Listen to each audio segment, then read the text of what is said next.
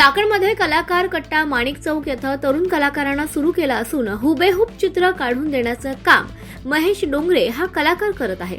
अतिशय सुबक चित्र त्यानं रेखाटलं असून त्याचे नागरिकांकडून कौतुक होत आहे। पुणे लाईव्ह बरोबर बोलताना महेश डोंगरे यांनी नेमकं काय सांगितलंय हे पाहूया। नमस्कार, मी महेश डोंगरे।